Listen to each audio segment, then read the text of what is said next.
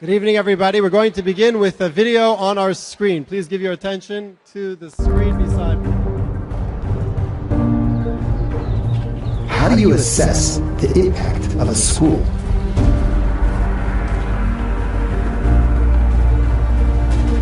How do you measure the success of a child? How do you know when your child is achieving their greatest potential and reaching their dreams?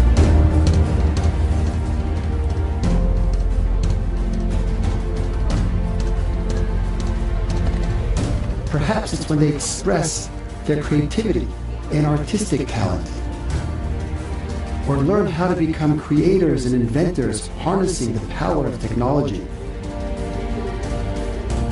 Perhaps it is in their remarkable academic successes and their ability to succeed in even the most challenging university programs. And when they graduate with a world-class degree completed with distinctions. Magna cum laude and MA in Financial Economics, Gabrielle Blecher. When they give back to their community, leading youth programs to inspire the next generation. Or when they step up in a shul to pray or read the Torah with confidence. When they speak and inspire others to commit and grow in their own Judaism. Surely, it's when they're ready to serve and sacrifice for the sake of their people, and when they put themselves forward to protect those that they love most. It's when they prove their drive to live an active and healthy lifestyle. Consuming and producing with wholesomeness and mindfulness. It is when they show diligence in Torah study, applying themselves day after day to their Torah learning, or even year after year. And when they find a way to balance great Jewish education with the most rigorous academic studies. And most certainly, it's when they establish their own beautiful Jewish families and ensure the bright future of our beloved Cape Town community. At CTTH, every student is guided on their own unique journey and given both the academic and Jewish foundations to grow and flourish. What began in a home with a small group of people sharing a dream has flourished to become an internationally accredited school with students and graduates who are changing our community and our world. Here we grow again. Join us today.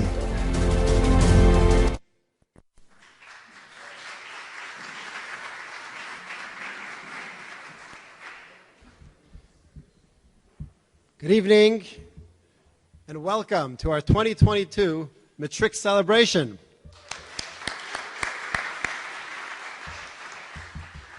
Tonight we celebrate our school, we celebrate Torah in Cape Town, and we celebrate a very special group of young men. You know, when I moved to South Africa in 2015, I remember someone remarked to me that the future success of CTTH rode on convincing one particular grade 5 class of students and parents to enroll in the school and take a chance on a new and unfamiliar method of education. If we could get them, I was told, they would help show the Cape Town Jewish community that Torah education was not just something for rabbis' kids, it was something for everybody. And this class has done just that. This special group of boys have made Yiddishkeit cool. They made davening fun and musical. They made Torah reading and laning popular for so many others following in their footsteps. They made Daf Yomi the in thing. Menschlichkeit has become standard. They created soccer matches in school, chess tournaments, and engaged in numerous out-of-school learning opportunities like shchita, music, leading the Panovich Shul, the Shul choirs, serving as madis in camps and youth programs, and so much more. In 1934, Albert Einstein delivered a commencement address at a very young yeshiva university, and he said, and I quote, "The Jewish people sustained itself through 2,000 years of severe hardship because it regarded its tradition of love for the spiritual and the moral as its highest possession." He then turned to the crowd and he challenged those present and he said, "Are we certain that this Jewish love for the spiritual will remain a living force if we do nothing to keep it alive in our children? Tonight, we can answer that question with a resounding yes. We can be certain that the Jewish love for the spiritual and the moral, the love for Torah, the love for knowledge, the love for academic excellence, excellence of character, is a living force today in Cape Town. You know, it has been argued in the past that there cannot be a Torah school in Cape Town because it's simply not viable, the community is too small, too strained, too uninterested. But what this group of young men has proven over the last 6 years, and the way that they influenced every single facet of our community, is that what is not viable for the Jewish community in Cape Town is for there not to be a CTTH, a yeshiva of higher Torah learning, a full-fledged Torah learning and mastery. When Yaakov Avinu, Jacob our forefather, left his home, his father's home, in the land of Israel, setting out for the big world for the very first time, we find that he lay down to sleep on what later became known as the Temple Mount. And he took some stones to protect himself, and he surrounded his head. It says, Vayasem mirah shotav. He surrounded his head for protection. The obvious question is, what's the value of stones surrounding your head if the rest of your body is left exposed? What value is there in a partial wall? The answer is that it wasn't physical protection that Yaakov was seeking, it was spiritual protection. As he left the spiritual cocoon of his Yitzchak's house, of Isaac's house, to deal with the hardships, the pressures of life, of earning a living, of dealing with difficult characters, people like Lavan, Yaakov knew that the main thing is protect your head, protect your mind, protect your soul, your spirituality. Ensure that your mind is clear and connected to what really matters in life, to Torah, to mitzvot, to a vision for the future as his father envisioned it for him. When engaged in the business of profiting and earning money, Yaakov wanted only his hands and his feet to be involved. Your hands do the work externally, but never his heart and mind and soul. And that foundation is what we hope we have taught you guys at CTTH. Protect your head. Keep it focused, keep it clear on what really matters in life. When I think of the class of 2022, one of the things that strikes me is the diversity. In another city, these boys probably would have been in different schools, each catering to one specific hashkafa or demographic. The beauty of CTTH is the beauty of diversity, of a tapestry. The way it unites families and students focuses on what unites us rather than what divides us. From Morasha to Har Sameach to Chabad, we focus on what we have in common. And never underestimate the power of what 5 students could achieve. The Talmud in Kesubos relates that Rabbi Chanina declared, if Torah would be forgotten, I would restore it with my powers of logical deduction, with pilpul. Rabbi Chia then replied, but I have already seen to it that Torah will never be forgotten. What have I done? I brought flax seeds, I've planted it, I've woven nets with these plants. With those nets I trap deer. The meat of the deer I fear orphans, from whose skins I prepare scrolls. And I then proceed to a town where there is no teachers, there's no school of young children. On the leather of the hides I write out the 5 books of Chumash for 5 children, and teach one book each. I then tell each child, now teach your section to each of your colleagues. When Rabbi Yehuda HaNasi, Rabbeinu HaKadosh, the author of the Mishnah, heard this, he exclaimed, how great are the deeds of Chia, this educational model where one student teaches the other. How great are the deeds of Chia. His son, Rabbi Shimon, asked his father, he said, Abba, even greater than your deeds? Rebbe replied, yes. Now, Rebbe was the man, Rabbi Yehuda was the one who compiled the entire Mishnah, which we have until today, the foundation of the entire oral law, the Gemara, the Shulchan Aruch. Yet, he readily acknowledged that the educational efforts of his student Chia were greater than his own. The greatness of Rabbi Chia was not only that he taught children, and not that he taught them Chumash, but he taught them how to teach their fellow colleagues, how to teach their peers. He transformed them into leaders. He gave them the keys of knowledge and motivated them to give back, to progress independently, and to become themselves teachers. Rabbi Chia is saying it's because of those 5 students to who I taught 1 book of Torah each, that it is guaranteed that Torah will never be forgotten. Because if each is a leader, if each is a teacher, It features a lamp commitments by obligations. Remember, protect your head. Remember what truly matters in life. Faith, your family, your friends. Remember to invest time daily no matter where life takes you, in your Judaism, in your Torah study, in your souls, in your neshamas. And remember to continue to uplift all those around you with your menschlichkeit and your good example, your joy of life, and your incredible leadership skills, as you have done for CTTH and for the Cape Town Jewish community. We will miss you all. Which every speaker on the program will just introduce themselves. You just take the podium when it comes your time to speak. Tonight we have the honor and the privilege of hearing from a man who's moving to Cape Town, soon, God willing, gracing our community with his wisdom, Richard Sutton, who's a health and performance educator and consultant. And he's considered as one of the foremost leaders in his field. Richard has advised top athletes, Olympic teams, and international sporting federations.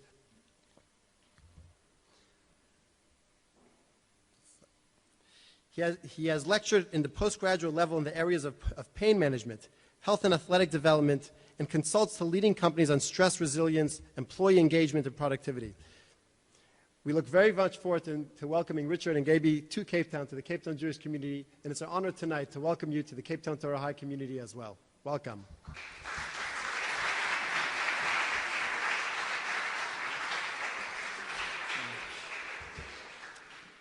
Sure. It's an incredible honor to be here.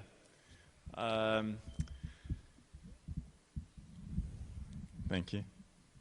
Throughout the course of the day, I've been wrestling with what to speak about and what the messaging is, and I put myself in the. And I just want to say a big mazel tov for the end of this chapter and the beginning of a new chapter to you. And it's an exciting time, but at the same time, it's daunting. It's a time of uncertainty. It's a time of challenge. It's a time of complexity. But there's a joy, there's a thrill, there's an excitement, there's an energy that comes with it as well. In terms of going forward in life, there's so many lessons that we need to learn, so many things that we need to take with us. But the one skill that is going to differentiate us, is going to allow us to express the fullest potential of who we are, is the skill of resilience. The ability to get up after being knocked down, the ability to fail and dust yourself off, the ability to adapt to an ever-changing world and ever-changing circumstances. And within this resilience continuum, within this resilience space, there are sub-skills. And I think one of the most important sub-skills is the ability to focus. Focus your attention. And if we look at some of the most successful, most resilient people in the world, wherever they may exist in sports and arts and business, and they have this capacity. We see this. We see it in their presence, in their eyes, in their posture, in their demeanor. They can focus. And we need to take that into our lives. You need to take it into your new journey. But there's a caveat. Because if you are going to make focus work for you, if focus is going to be a resilience characteristic, a trait that is able to bring out the best in you, that focus has to be targeted. Well, the best way to exemplify this concept of targeted focus is with a story. In 2005, many years ago, I was the athletic director for the South African Davis Cup team. And we had some incredibly talented players. So we had several players, about 3 or 4 players who were still in the top 15 in the world. We had some incredibly talented junior players. So much so that they made the existing players who are on the tour seem like they couldn't play the game. They were that good, that talented. It was an exciting time because the team was connected, the team was unified. There were big things ahead. The game, the sport of tennis was going to be very much part of our culture once again, and we had lost it to a certain degree. But a year or two before, this kid walked into my office, him and his parents, and they said to me that we have a dream, we have a goal. We have a goal for our son, and he has a dream. And that dream is to one day be in the Wimbledon final. So I thought, like, well, a lot of kids have that dream. I mean, that's quite a common goal. So it's fun, great, okay, fine. But the problem is that he was always getting injured, and he was very lanky and way too tall for the game. He was more like a basketball player than a tennis player. So when we started like exploring his gifts and his abilities on the court, he wasn't that talented. I mean, you want to play Wimbledon and you're not holding your own against some of the South Africa's most talented juniors. So, okay, it's great to have a dream. I'm going to support you the best. But I really connected with a family. They sold their house in order to make this possible for their son. That's how invested they were, committed, focused on this objective. So not having the means, not having the funds, I decided to take this individual under my wing and actually sponsor him. I'd work with him several times a week just to help him achieve what he could achieve. Now, he had this incredible gift of focusing on what he needed to do, his steps, his process. So at the end of every day, he would come to me and he'd ask me a question. It would drive me absolutely crazy because it was every single day for 5 years. What have I done well today? What have I done poorly today? And what do I need to do to be better tomorrow? What do I need to do to be better tomorrow? And I'd go through pretty much the same discussion every single day, year in, year out. This is what you did well, this is what you need to work on, and these are the steps for tomorrow. And he internalized it and he tried to apply it. Now on the side, we had all these super talented individuals, sponsor them. And I thought I'd use my influence in the team to get these talented juniors to practice with this up-and-coming, aspiring champion. The answer from this group was no. We will get off the court if he gets on the court. He's not good enough. He's not right for the sport. He will bring our game down. Now, I had to respect their position. I didn't like it. I didn't accept. I didn't really respect it. I couldn't reconcile to the fact that they were so narrow-minded. But it is what it was. And I did the same for the senior players, and the senior players were vastly different, with pleasure. Whenever we have training camps, he's welcome to join. Kid, what can I do to be better tomorrow? How do I need to improve? What are my steps? What is my journey? What is my process? Every single day he got just a little bit better, a little bit better. So then what happens is a few years later, the senior guys start to retire one by one. They disappear from the tour. The Wayne Ferreiras, everyone starts going. And now is the time for those extremely talented juniors to fill the gap. But those juniors had one limitation: arrogance. They had talent and arrogance. It's a dangerous combination. The interesting thing about their journey is it wasn't focused on self-development and growth. It was resting on inherent ability. Dream or an aspiration is sometimes it's not big enough. And my wish for you is that you dream big and you focus on your steps, your process, your journey. Mazel tov again.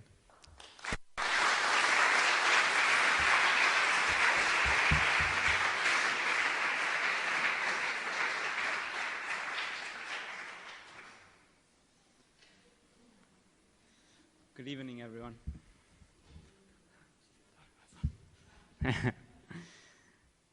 Okay. In this week's Parsha, we learn that Yaakov Avinu, Jacob, is leaving from Beersheba and going towards Haran. So the sages immediately question, as they always do, and they say, why is it necessary to say that he's leaving from a place and going to another place? Simply say the place that he's going to. As in, if someone's asking me, they ask me what am I doing next year, I don't say, I'm leaving Cape Town and going to Israel. I just simply say I'm going to Israel. So Rashi, which is the main commentator on the Chumash, he says that when a tzaddik leaves a place, he leaves a roshem, he leaves an impression. And when Yaakov Avinu left his hometown, he left a mad impression that cannot be replaced. So too, when these tzaddikim over here, Sam, Joseph, Sasha, and Eli, when they leave Cape Town, we know the impact that they have had on the community, on the school, and I mean, we're not talking about myself, but these guys, obviously they're going to leave an incredible impression, and it's something that isn't going to be replaced, but hopefully other people will find this place too. So, for those of you who don't know, I've actually been in Israel for the past 3 months due to the amazing system that the school has, that you can work at your own pace, and you're able to accelerate and finish in the middle of the year. So for the past 3 months, I've spent in the Holy Land, in the old city of Jerusalem. And just I want to share a quick story that happened to me a couple months ago. I was on the train, on the light rail. I get down, I walk inside, goes, Na lo lishkoach, chavatzim yeshim b'rakhevet. Yerushalayim tenkrav l'orech shasiya fil kadosh. Please do not leave personal belongings on the train. Anyway, it's me and my brother. I take a seat. I sit down. There's 2 seats open and another 2 seats open next to it. I sit down on the one side. My brother sits down on the other side. And because it was an empty train. But as the train started to fill up, then someone wanted to come sit down. So I thought I would go sit next to my brother. And then be 2 open seats. So I get up, I move over, and then I left 2 open seats for the guy to sit down. But as I do that, the guy looks at me as if, I don't know what, he thought like I did the craziest, most radical thing ever. So I explained, I was like, well, actually, he's my brother, and then you can get the other 2 seats. And he looked at me and said, what, am I not your brother? And that's Israel. I felt at home because I was at home. That's the place we're going to spend our next year together. And with these brothers that I've spent the past 17 years of my life, I'd like to thank you and Mazel Tov.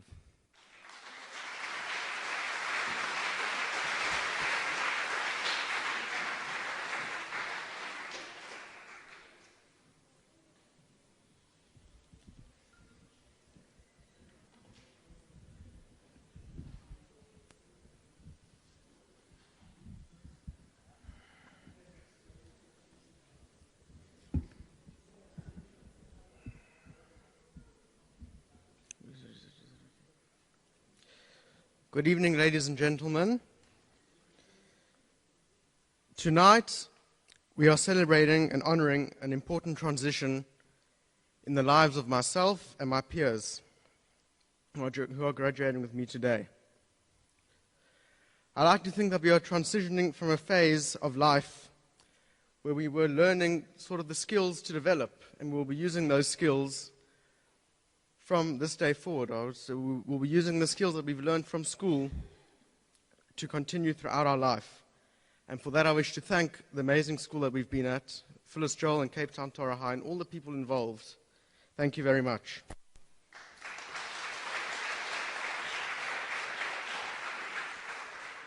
All the lessons we've learned, even maybe a little bit of Afrikaans.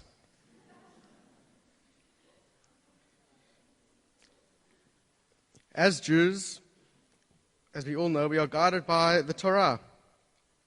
And many might think that it's very hard for a religious young boy like myself and the Cape Town Torah High students that we can balance a life of Torah with, living in a secular world like Cape Town or many other places. It's not very easy. And I think that the answer to living a balanced life is to not live a balanced life. Why do I mean that? because I think that the Torah itself provides the perfect guide, a perfect blueprint to living a life, no matter where it is, how, what, why, with who, with what, when. And I thought that a nice way to look at this is to look at our community, the Cape Town community. And it's quite appropriate that we are sitting today in the oldest shul in South Africa, the first shul that was established in 1841, I believe about 181 years ago, if my maths is correct. And I think it's quite that happened to me once in relation to the Ponovas shul. So many of you have seen this picture before. We can zoom in a little bit on it. Can everybody see it? This picture, many of you, I'm sure you've all seen it, is as you walk into the shul on the left on the wall. It's been there for a couple of years. It's a simple picture of a bunch of guys standing outside the shul. Don't know what. You know, if I knew any of them, I would tell you. But, in fact, I know two of them. But anyway. And you know, every year we have a commemoration service on Rosh Chodesh Elul, or of a commemoration service for the Jews that perished in the Holocaust in Ponovas, who were massacred between the 1st and 4th of Elul. And one of the regular attendants was the late Ronnie Levy. He used to come with, and he really used to always tell me how much he enjoyed it. I'm sure Rabbi Shlomo heard a lot from him. And one year, you know, we happened to all be standing in the entrance to the shul, and Ronnie was there, was on Rosh Chodesh Elul, and he saw us looking at this picture. And he said to us, he said, "You guys, the Cape Town community, the school is setting us up to take over from those that are going to die."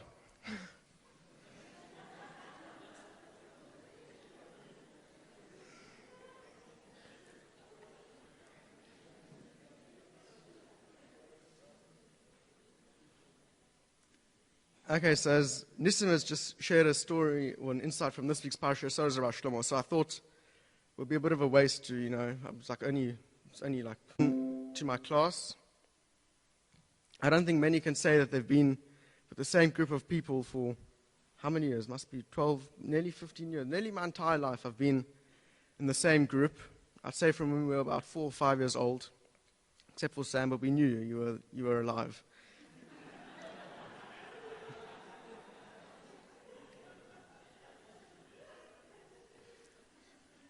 We've really made a great connection until some Faribal's going to come along.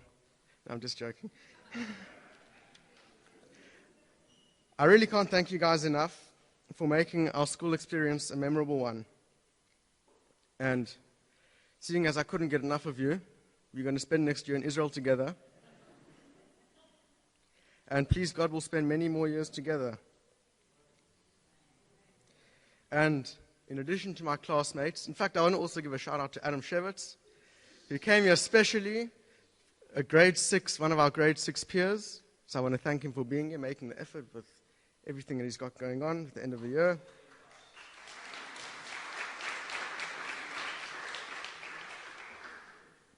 Okay, where was I? Okay.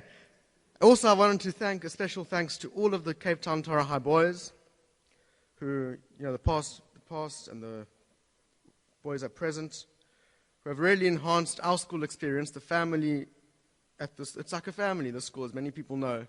No grade feels isolated. It's really one unit. It's amazing, actually, how all of us interact with each other.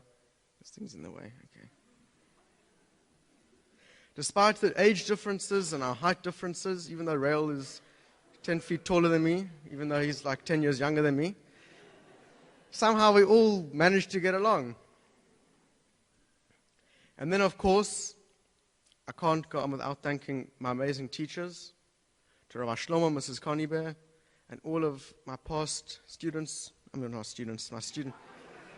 Nearly. This is what happens when you don't write. I got 2 times, I just wrote thank you.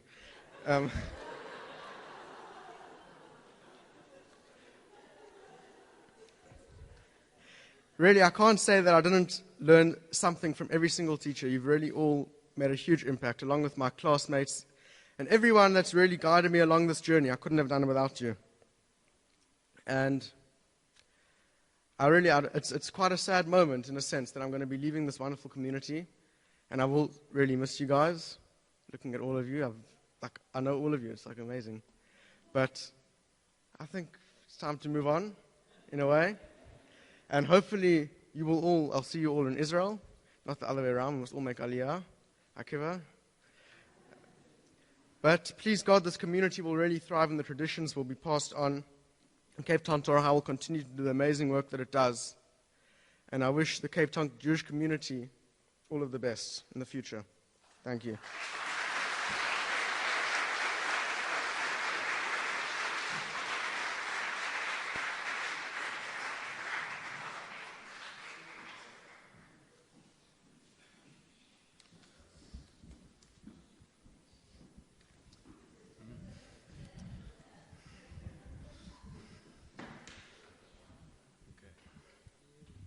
Everyone hear me?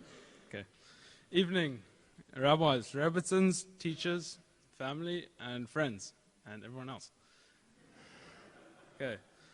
Last week's Torah portion was Parshas Toldos, and my friend always used to tell me that this was his favorite parsha, but he never told us why.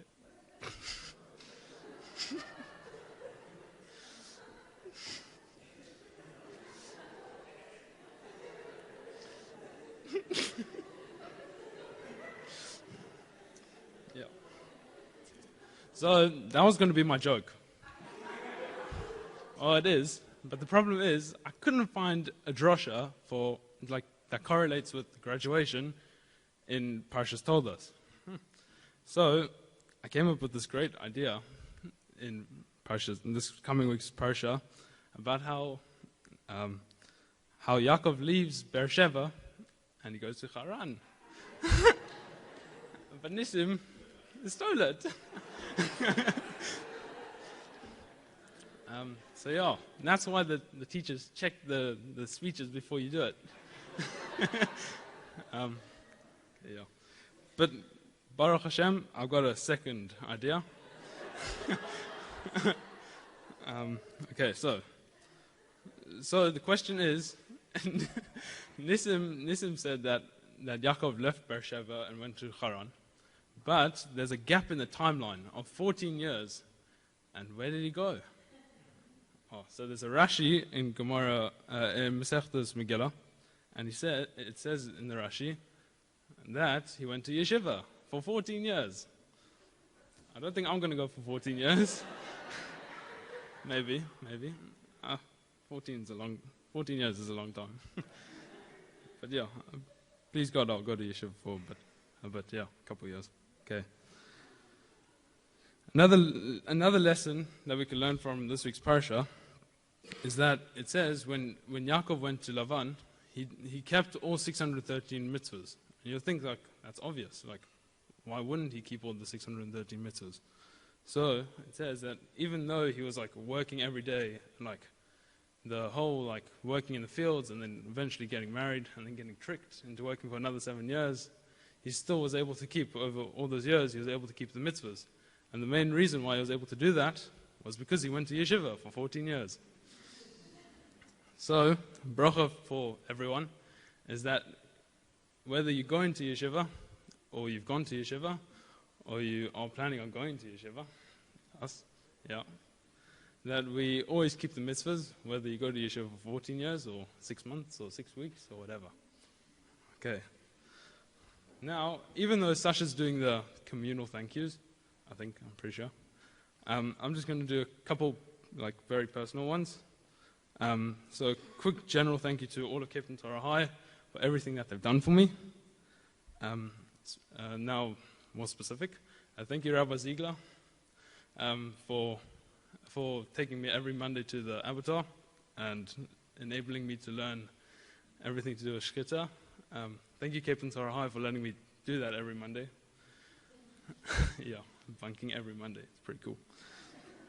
And then thank you, Rabbi Bernstein, for teaching me over the past 5 years of me being at Cape Town Torah High, not only Gemara and everything, but going beyond the limit and teaching me during breaks. The Beis David, Shkoyach, thank you. Then,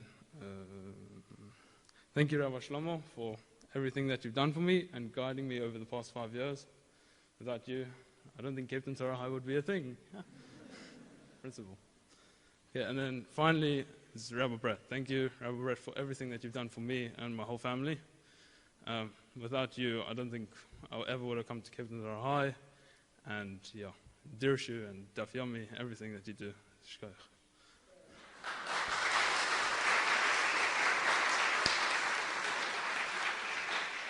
Okay, now the last thank you that I don't think Sasha will do is my parents. So yeah, thank you, Mom, Dad, thank you.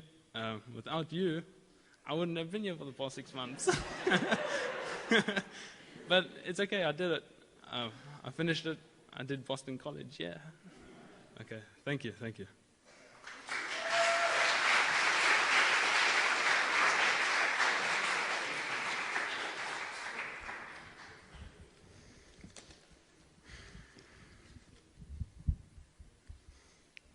Good evening, teachers, parents, friends, and most importantly, the boys of the matric class of 2022.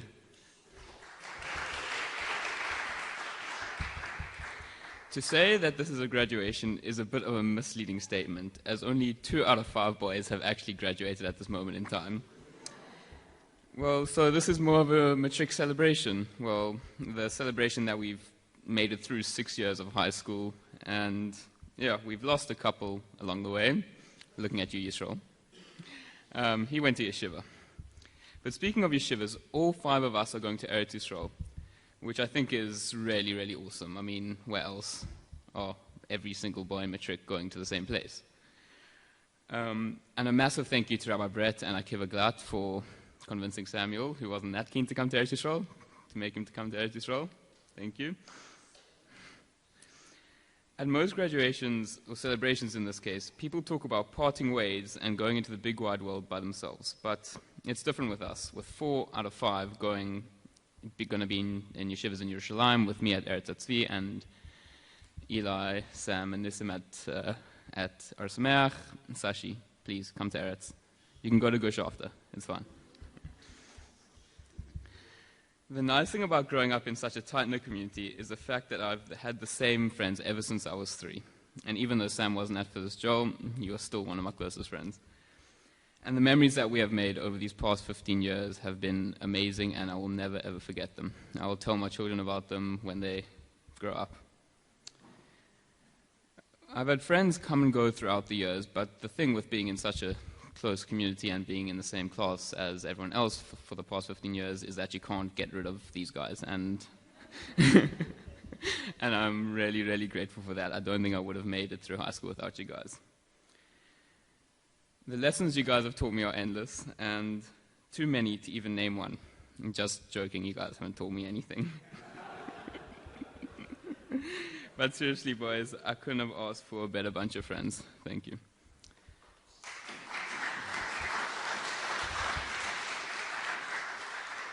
Lastly, I want to thank the school, to Rabbi Shlomo, Mrs. Connie Bear, Mara Kate, and all of the board members to making sure that the school runs so smoothly and gets us to where we want to be. I also want to thank Rabbi Shlomo again, Rabbi Brett, and Rabbi Bernstein for being the best Kodesh teachers I could have ever asked for and being such great role models. And to the secular teachers, thank you for putting up with mine, and I think you can also say with the whole class, our very questionable work ethic.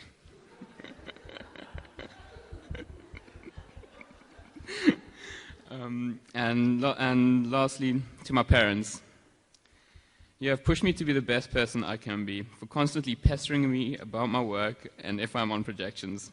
Although I do find it highly annoying, if not for you, I think I'd still be in grade 10.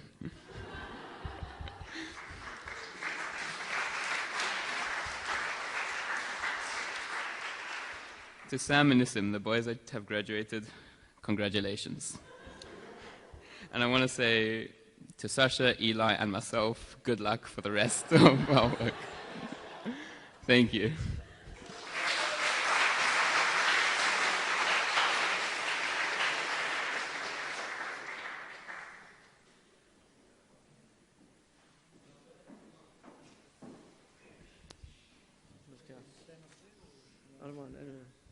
I think it's better up here. Johnny. Okay. Let's get all these papers out. I hope I'm not too long. Okay. I just wanted to say good evening, rabbis, rebbitzins, family, friends, my parents, my classmates, my boys. Rael is very close. Vayetze Yaakov. Yaakov left home. Yaakov had to leave home to escape his brother and to build a life for himself. However, Eli, I see what you mean here. However, something incredibly interesting happens. He falls asleep, as everyone's mentioned. He falls asleep in a place, it's dark, he's at night, he's been traveling, he doesn't know where he is, he falls asleep, and he sees something strange in his dreams. He sees these angels going up these ladders, doesn't know what's really going on. Hashem promises that he'll be with him and his generations, his offspring now come. But this all occurs in a dream. He's not awake for this. He falls asleep. But then it says, and Yaakov awoke from his dream, and he declares that, he says that surely Hashem is in this place. Then he says, don't know how many words, I think it's 2. He says, I'm saying it in English, I did not know. He says, I didn't know Hashem was in this place that I was sleeping in. Most people, someone said to me today, I think it's Rashi, he explains that he wouldn't have gone to sleep in this place had he known that God was in this place. But if you look closer at the text, I don't know if I should be saying this, but from my understanding, it says later on, it says, Vayashkem baboker. It says, and Jacob arose in the morning. He didn't leave that place when he knew God was there. He says, I didn't know, and he goes right back to sleep. He's like, okay, Hashem's here, cool. Maybe I'll get a better night's sleep this time if he stops interrupting me in my dreams. You know? Goes back to sleep, he's tired. But the main purpose is he didn't know God was there. Sometimes in life, we can't like realize that certain things are holy. We don't understand the meaning behind them. And I can say for myself, I don't know for my classmates, but these last 6 years, I've been trying to find myself. We often ask, why am I still in school?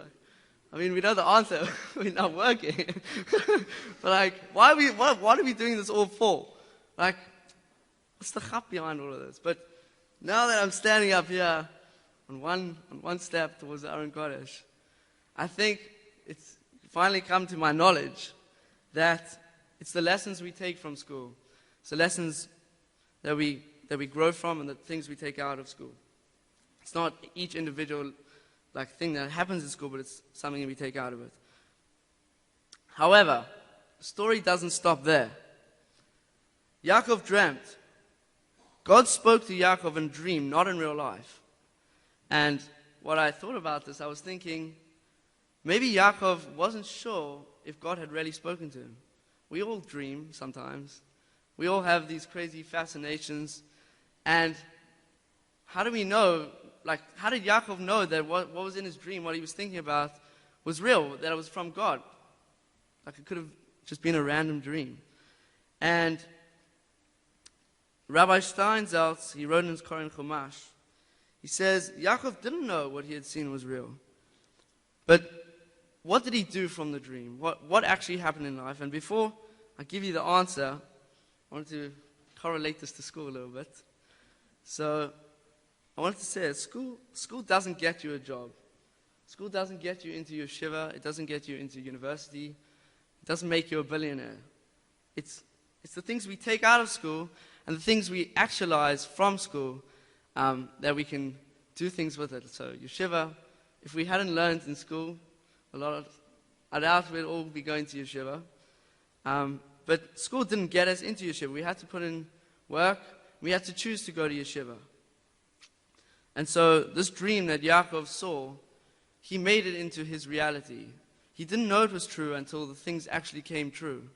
And that was, for us, we're going to yeshiva. We don't know the endless possibilities that are on the road. But we have to actualize the things that we've put in place before us.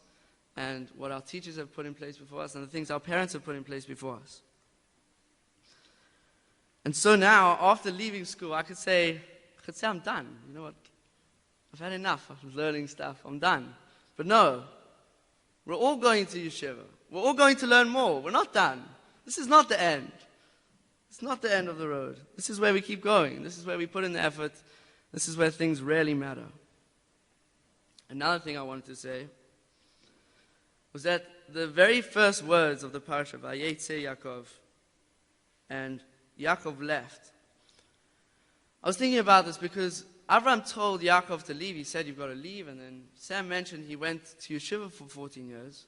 So he didn't actually go right away to Haran. But, so when it says, Vayetze Yaakov, and Yaakov went, it wasn't his parents that forced him to go. Esav only said he'll kill Yaakov once Yitzchak dies. He knew Esav wasn't going to kill him yet. But he chose to go. It was Yaakov's own, I don't want to say volition. I don't know if that's the right word, yeah. It is the right word. He used his own volition to go to Rachel and to find a wife. And so, after his parents finally convinced, like they talked to him, he doesn't reject what they say, but he definitely makes his own choice. And I wanted to kind of correlate this with Eliezer. We see this a bit more when Abraham sends Eliezer to go find a wife for Yitzchak. He said, like he constantly mentions that I'm here for my master sent me. But with Yaakov, none of that appears. He doesn't say, I'm here because my parents sent me. You know, like I really don't want to be here, but like Hashem sent me a sign. Like he does that, but he doesn't say, like my parents sent me. This is Vayetze Yaakov, and this is Yaakov leaving. And I wanted to mention my parents and my teachers at this point, because without them, I would not be going to make my own choice to go to yeshiva. They have built the foundation. 6 years, Cape Town Torah High, 7 years of Phyllis Joel, 13 years. It's crazy. And I wanted to say that maybe after 20 years, I'll come back. Maybe I'll have 4 wives. Maybe I have a dislocated hip, you know. I have maybe I don't know how many sheep yet. I have like 1 billion sheep. But I don't know. Anyway, but we're all going on our own journey to yeshiva. But hopefully once we come back, we'll make the dream that we have at school come true. Before I end off here, in conclusion, summarization, I would like to make amendation. These are big words. I would like to make amendation to this report comments that we have at every single end of term. No one can stand them. I can tell you that. The boys at the back will tell you. No one can stand them. No one really knows what to write about. And so I was thinking, maybe we could change. This is how to grow part. We have to answer how to grow. No one really knows how to. They just say, yeah, finish on time, time management, prioritize things better, maybe learn more stuff out of school. Yeah, we'll grow. Yeah. So what I was thinking of changing it to was, what have we learned for the future? Because we make mistakes along the way, but what can we take from that and build into the future? And so here are a few things I've learned from my teachers that I feel our class can take with us when we go to Israel. Rabbi Shlomo, we've learned the ability to understand different points of view and how to listen, and to allow other people to ask questions, even though they might seem infuriating. Rabbi Brett, I feel we've learned the ability to live with utmost dignity, humility, and respect. Rabbi Naftali Silva, I don't know if he's here. He finds the perfect sweet spot to develop people's love for Hashem. Rabbi Bernstein, you're going to have to raise your hands up, I'm not that tall. Rabbi Bernstein. How to be the most patient, honest, and have the most love for teaching. Rabbi Sam, I don't know if he's here either. How to find practical ways of dealing with situations, and the love for the beauty of Torah. Rabbi Green, and if Rabbi Green's here, the ability to grow luxurious beard, and how to always have a witty thing to say to enhance the Torah learning. Mrs. Connie there, she hasn't seen this one yet, even though she read through my whole thing. She hasn't seen this. Mrs. Connie Bear always treats everyone with a smile, no matter what. No matter what. Mora Kate. Mora Kate. The deep understanding and patience to be able to explain anything. Anything, literally. Mora Jade. It's Mora Jade. How to make time for people and put in effort with initiative. Mora Lauren. So Mora Lauren actually left the school at some point. We never thought she was going to make her graduation. She did promise, but she came back. So I can put this in the speech. How to manage a lot of work and to do things with efficiency. Mora Joanna hasn't left for Australia yet. I only learned that today. I don't know. Okay. Mora Joanna, from what I remember, it was years ago, was how to put in effort and passion into everything. Mr. James, how to be punctual and how to know when things need to get done. Morris Sarah Hull, how to put passion and love into the best things in life. How to love the world. How to make the most interesting EIW videos, even though they could be the most boring things ever. But she made them cool. No. Maura Martin. Yes, Maura Martin. For showing us how there is meaning to everything. This stretch, that stretch, stretching this deltoid, this pec, all these muscles. There's meaning to everything. Maura Mandy. How to give the time to listen and understand others to help them. Mrs. Rhoda. Showing me that any situation is able to be solved without a fuss and without Tectron. Joseph Cohen. Proving to me that anything is possible when Joseph Cohen is there. Papile. That's Papi. He told me to say what I needed to say now. For keeping me safe after all these years. That's what he told me to say. Bosoko. For telling me all the most interesting life stories of his and keeping me entertained during break. Mickey the Mouse. For being the funniest of all the 3 security guards. Sorry. And always making me laugh. And to all the teachers I haven't mentioned by name, thank you all so much for putting all the hours, endless hours of work, to drive and drive, to ingrain in the school and to me and my classmates a sense of mission and a sense of purpose that we can take when we leave. Now, on to my friends. My boys. I don't have a lot of time to speak this, so I gotta be quick. Ms. Connie gave me 10 minutes. Okay. Nissim Brett, welcome from Israel. Big shkoyach, flying down. Thank you for always being ready to do something for me. Whether it's playing tennis, soccer, pretty much anything, Nissim's ready to go. And even call all the way from the Holy Land for like an hour. We're on a call. He hadn't spoken for a while. He's always ready to make time for me. Sam, for laughing at my definitely funny jokes, and for always trying to be my therapist. Certified. Eli, for always being right.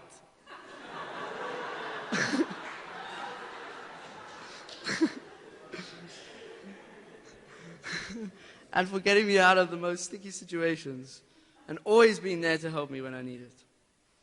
Joseph. Joseph, for arguing with me. You might not see this as important, but Joseph argues with me about pretty much everything. Everything controversial, you name it, he's spoken to me about it. But he pushes me, Joseph, because I have to have my opinions in check so I can speak with him. Joseph's always questioning. And a more personal thank you to everyone here. Thank you for giving me the most precious 6 years of my life that I will keep with me forever.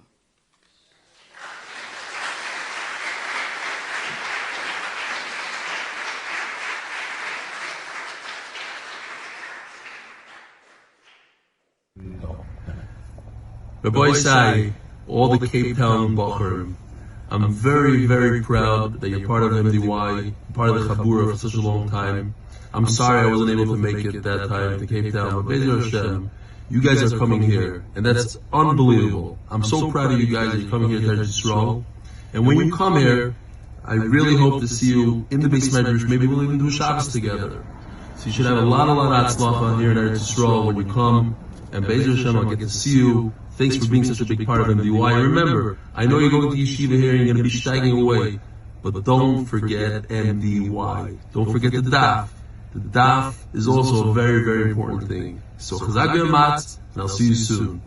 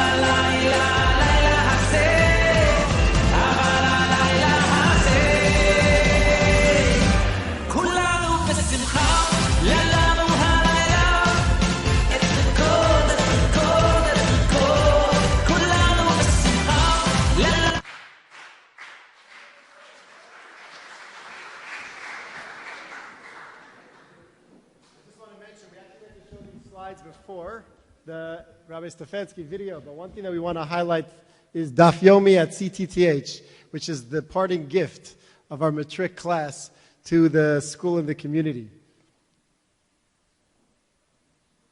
Next one. The 2022 matric class has popularized Daf Yomi. They fixed their influence and made it cool to do the Daf. We now have many younger students following the lead. For those that don't know, Daf Yomi is advanced study of a double-sided page of Talmud per day. It takes about 45 minutes to an hour of concentrated focus, 365 days of the year. Nissim Brett, two track days completed. McGill and Makos. Eli Schnaps, 2 track dates completed. Sam Gavronsky, 11 track dates completed. And Sasha Katz, 15 track dates of Talmud completed. Well done, guys. And this is Eli Stefanski, who has been popularizing Daf Yomi around the world. And that was the video. This was supposed to be the introduction to the video message. But I also wanted to mention that beautiful Memory Lane video, the tribute to the Matrix, was prepared by our grade 11 students. And I want to thank Tuvia and Jonah for really putting so much into that. You really did an amazing job. I also just want to thank, before I introduce Mrs. Connie Baird, Mrs. Connie Baird and Janine for really making this event what it is. Every single detail, from the decor to the food to the venue, for really working nights and days to really make this what it is. Thank you so much.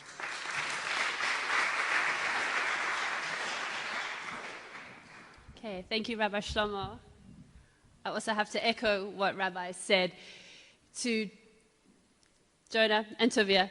Thank you for that beautiful, beautiful send-off to the boys on behalf of the whole boys division. Can we give them another round of applause, please?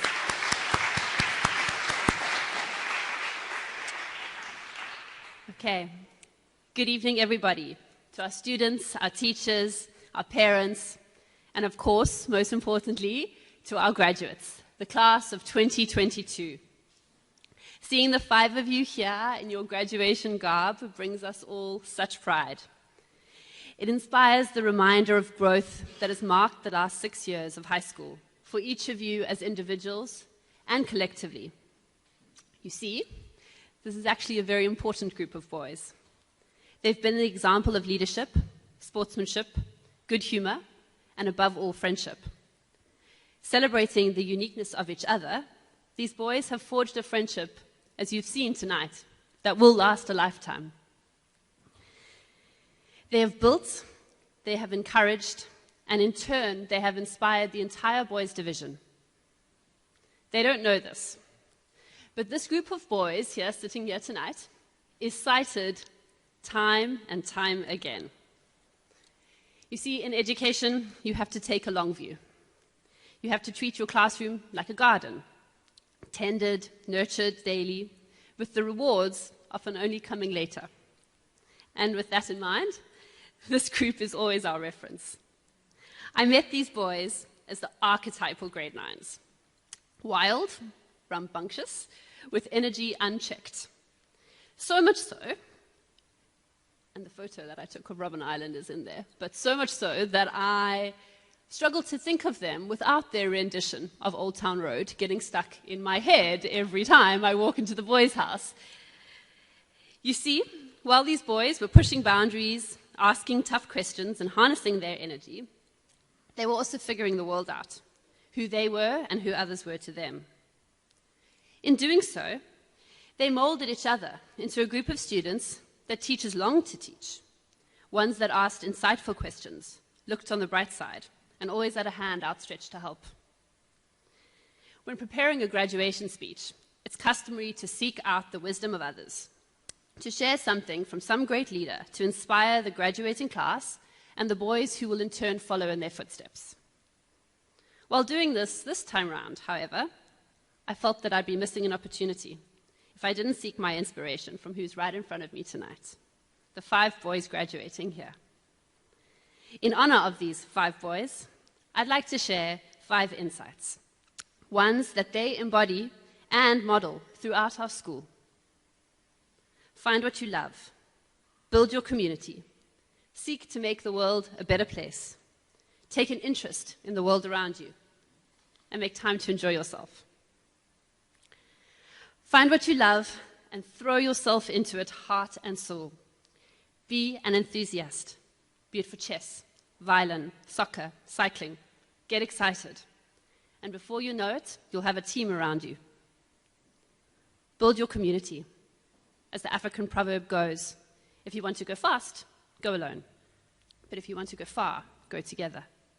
From the Ponoye Shul to B'nai, from the chess league to the futsal team, these boys have led a masterclass in the lesson that we are better together. Seek to make the world a better place. Leave things better for your input, be it a life-changing cycle for a little boy in need, or week in, and week out, unglamorously, making sandwiches for the city's hungry. Take an interest in the world around you. Read, listen, ask. The richness of what is at your fingertips is available, and you boys show the reward that that brings. Lastly, as some of you may have seen, don't take it all too seriously. Make time to enjoy yourself, laugh, have fun, and in doing so, you will be the leaders that you are. A constant theme of high school is memory. Remember the formula, remember the verse, remember to pack your sports clothes. But as you boys are heading into a new chapter, one where memory takes a different shape, you'll see that you probably won't remember the formula, nor the verse. But you will remember the memories you've made, the laughs that you've shared, and in turn, we will remember you for that too. It's important at this moment for me to make mention of the other half of our school. Our girls' division graduated in June this year and are now both studying at top seminaries in Israel with girls from around the world. Collectively, this graduating class has completed a total of 20 AP courses. That gets a round of applause.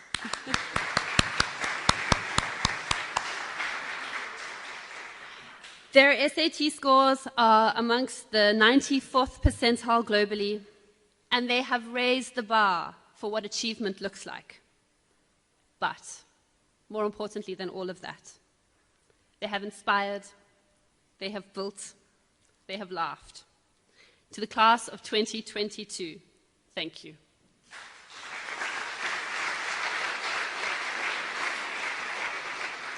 You leave a legacy that is rich, and you will be so, so dearly missed by all of us here this evening. Thank you.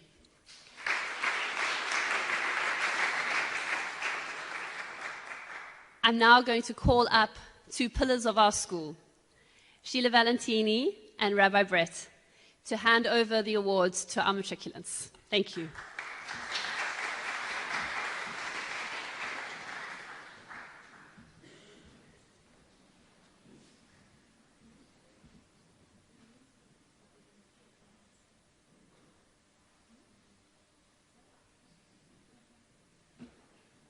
Just before Sheila takes over the mic and I do the honors of handing the certificates over, just like to first of all say that I get a double nachas here tonight, not just as Nissim's father, but as a teacher of these very special young men for many years, and the nachas is equal. Big mazel tov to each and every one of you.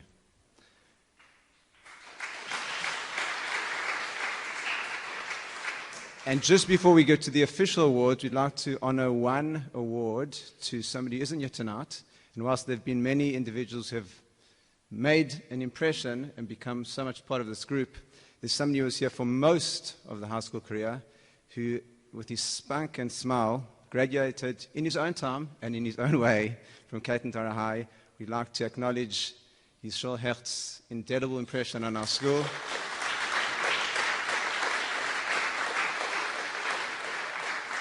And it feels wrong that he's not here. It feels that he's missing, but it feels right that he's where he needs to be, and he gives us a lot of nachas, knowing that he's growing in his place.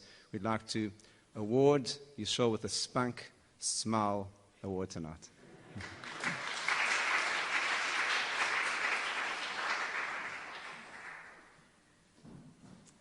Okay, so Sasha Katz.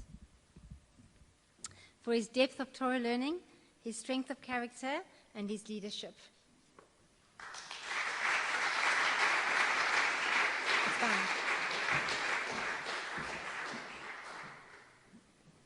fine. Samuel. You can come forward. For his love of Yiddishkeit, his drive and determination to succeed.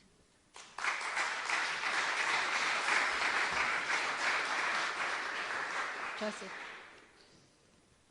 For his love of tefillah and his global mindedness.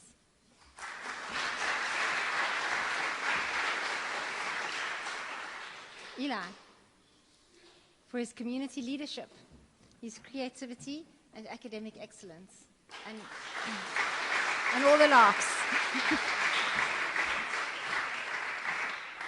Nissim, for his love of Torah, his creative approach to learning, and his academic excellence.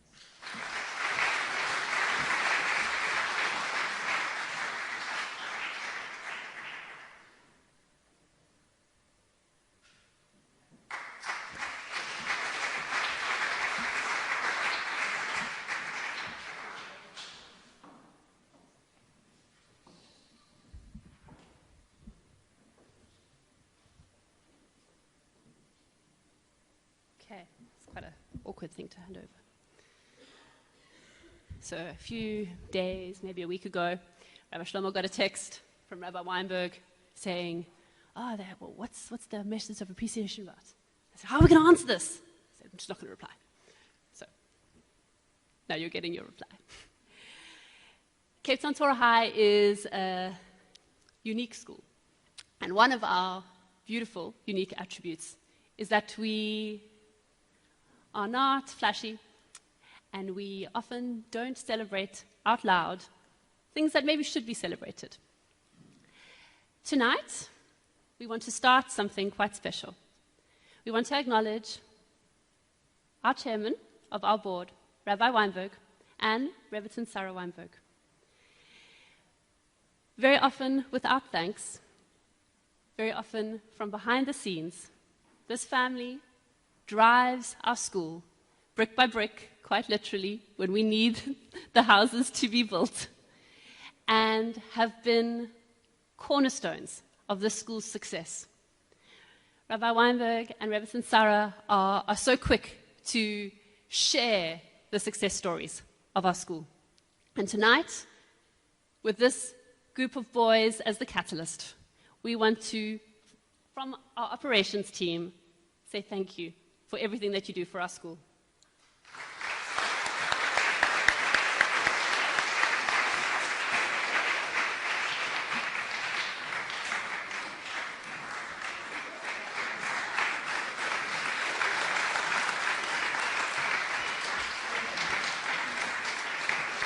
So this is a hand-painted portrait of the Panovich Shul by our own James Jury, our art teacher at CTTH. And it's a small token of appreciation for the leadership that Cape Town Torah High has under our chairman, Rabbi Weinberg, who with his broad shoulders really ensures the school's success every single year with incredible organization and capability, and Mora Sarah, who has really anchored our Kodesh curriculum, especially on the Girls Division, for so many years. And this is a small token of appreciation for you from us, from the operations team.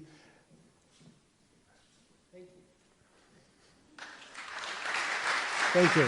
Thank you.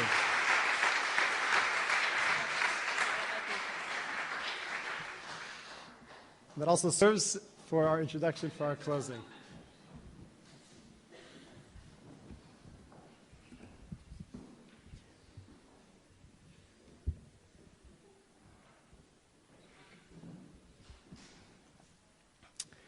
A little bit of notice would have been appreciated. It's very, very kind. I'm particularly very moved to be able to share this award with my beloved wife, Rebbetzin Sarah. So, kol hakavod to you, Sarah. It's incredible.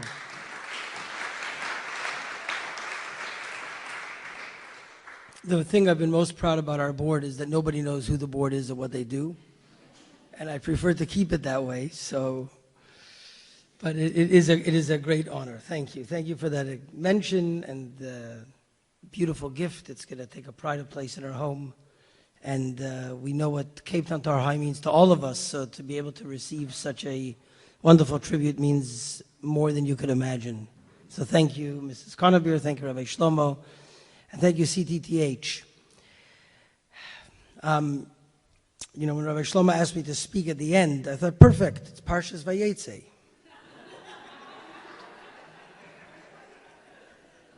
I'm kidding. I'm kidding. In 24 years, I've never started a sermon with, it says in this week's Parsha. I'm not going to start now. There's so much that's been said, and I want to tell you, for this graduating class, it barely touches the edges of what this class is, who they are, and what they've done for our school, for our community, and the hope that we have for them and for us in the future with them. It's not even really my place. I'm not their teacher. I'm not their educator. I've had the privilege of watching them. But there's really no end to what can be said, and whatever you heard today is really a drop in the ocean. But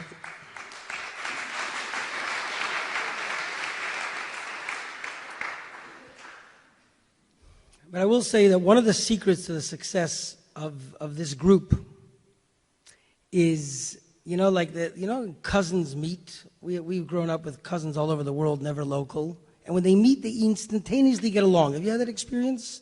Cousins just get along immediately. Why?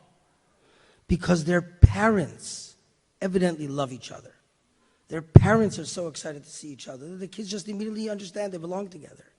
Well, your affinity and loyalty and pride and contribution to Cape Town Torah High, I believe, is because of what you've seen in your parents. You have an incredible parental group amongst you, and I include Rabbi Chani Hecht as well.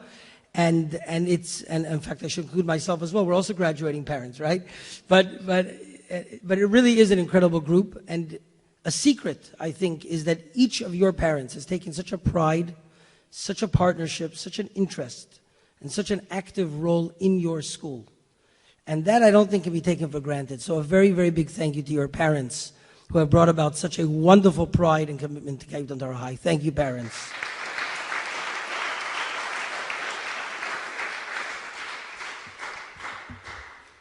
Sorry, I'm just still a bit, literally my breath, whatever. I did say, I saw the program, I said, what is this appreciation for? But okay. Coming back to the topic at hand.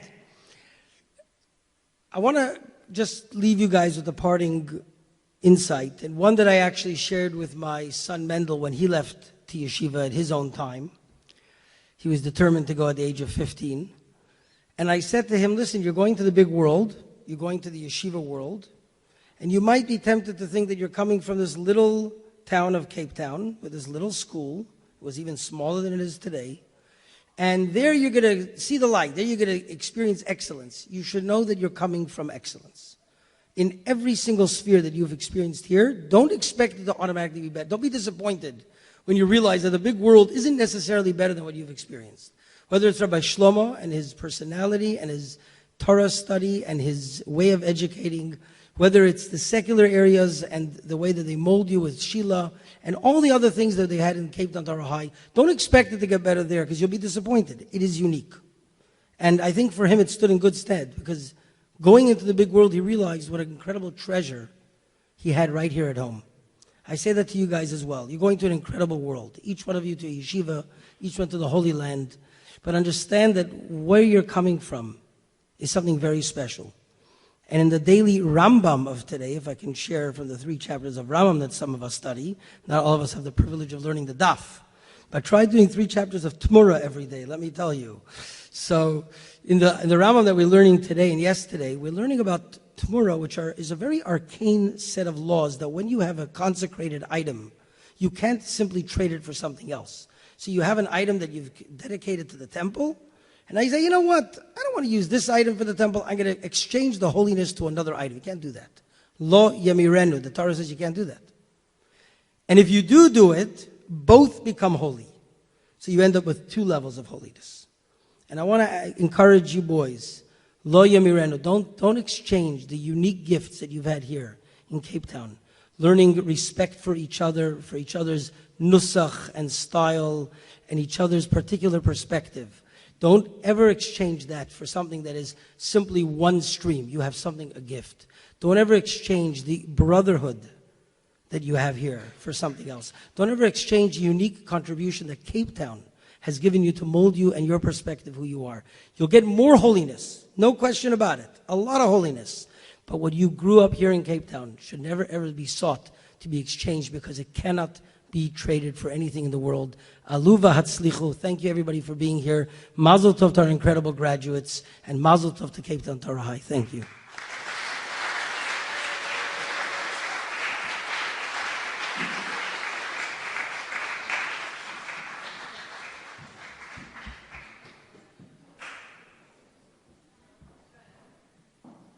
So that does conclude our program. There will be a minyan for Mariv outside.